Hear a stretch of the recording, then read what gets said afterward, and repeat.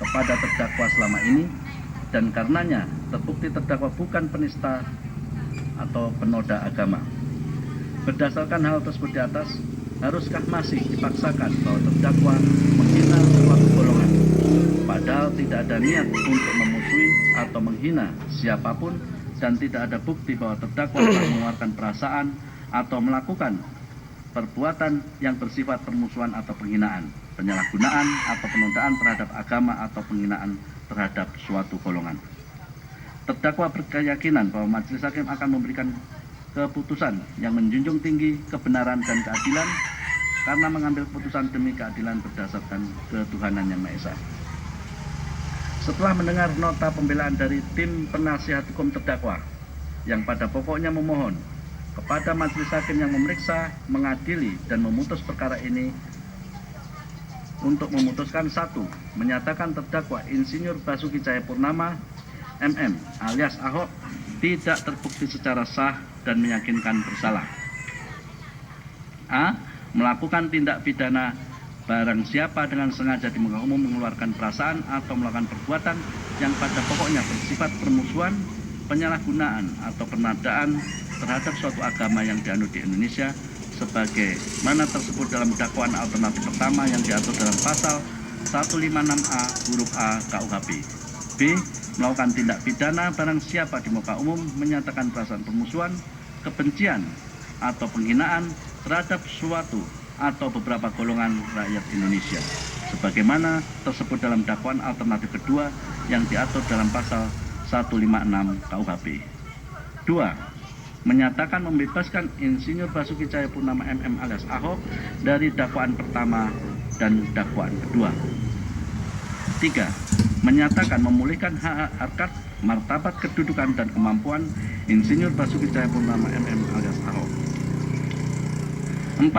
Menyatakan barang-barang bukti yang disampaikan oleh Insinyur Basuki Cahayapurnama MM alias Ahok tetap terlampir dalam berkas perkara atas nama Insinyur Basuki Cahayapurnama MM alias Ahok.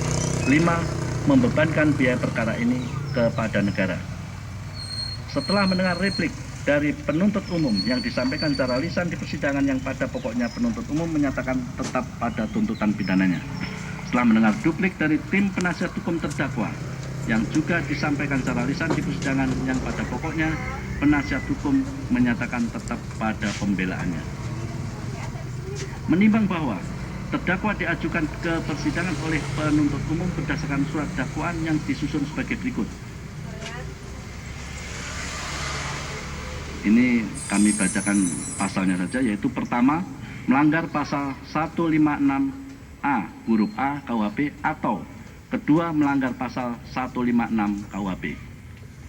Menimbang bahwa atas dakwaan penuntut umum tersebut terdakwa di persidangan telah mengerti dan terhadap dakwaan tersebut terdakwa dan penasihat hukumnya telah mengajukan keberatan atau eksepsi, keberatan mana telah diputus dengan putusan selah pada sidang tanggal 27 Desember 2016 yang amatnya sebagai berikut. 1. Menyatakan keberatan dari terdakwa Insinyur Basuki Cahayapurnama alias Ahok dan penasihat hukumnya tidak dapat diterima. 2. Menyatakan sah menurut hukum surat dakwaan penuntut umum nomor register PDM 147-JKTUT-12-2016 tanggal 1 Desember 2016 sebagai dasar pemeriksaan perkara atas nama terdakwa Insinyur Basuki Cahayapurnama alias Ahok. 3. Memerintahkan untuk melanjutkan pemeriksaan perkara nomor 1537-2016-PN-JKTTR atas nama terdakwa Insinyur Basuki Cahayapurnama alias Ahok tersebut di atas. 4. Menangguhkan biaya perkara sampai dengan putusan akhir. Menimbang bahwa untuk membuktikan dakwaannya, penuntut umum telah mengajukan saksi-saksi, yaitu 1. Saksi Habib Novel Haidir Hasan. 2. Saksi Muksin alias Habib Muksin. 3. Saksi Gus Joy Setiawan. 4. Saksi Samsu Hilal S. SOS. 5. Saksi Petri Kasman SP. 6. Saksi Hajah Irena Handoko. Kamu ulangi. Saksi Hajah Irena Handono.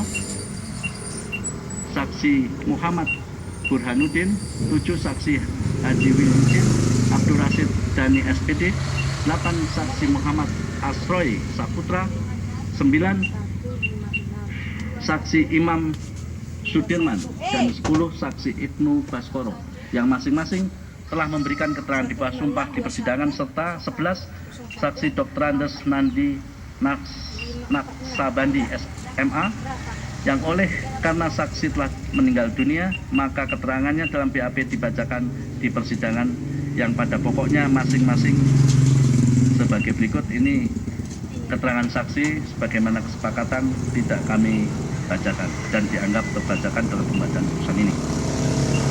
Menimbang bahwa selain saksi-saksi sebagaimana tersebut di atas, penuntut umum juga menghadirkan 2 orang saksi di luar berkas yang telah dihadirkan atas perintah pengadilan karena diminta oleh penasihat hukum, yaitu 1 saksi Bribtu Hamdani dan 2 saksi Agung Hermawan yang masing-masing telah memberikan keterangan di bawah sumpah di persidangan yang pada pokoknya sebagai berikut.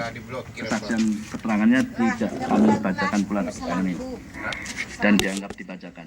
Menimbang bahwa di samping telah mengajukan saksi-saksi sebagaimana tersebut di atas, penuntut umum juga mengajukan beberapa orang ahli, yaitu 1 ahli Muhammad Nur Al-Azhar, MSc, 2 ahli Dr. HM Hamdan Rashid MA, 3 ahli Profesor Dr. Andes Haji Muhammad Amin Suma, SH MA MM, 4 ahli Profesor Haji Mahyuni MA PhD, 5 Kiai Haji Miftahul Akhyar, 6 ahli Profesor Dr. Yunasar Ilyas, 7 ahli Dr. Mutsakir SHMH, 8 ahli Habib Muhammad Rizik Sihab alias Muhammad Habib Muhammad Rizik, dan 9 ahli Dr. Haji Abdul Khair Ramadan SHMH yang masing-masing telah memberikan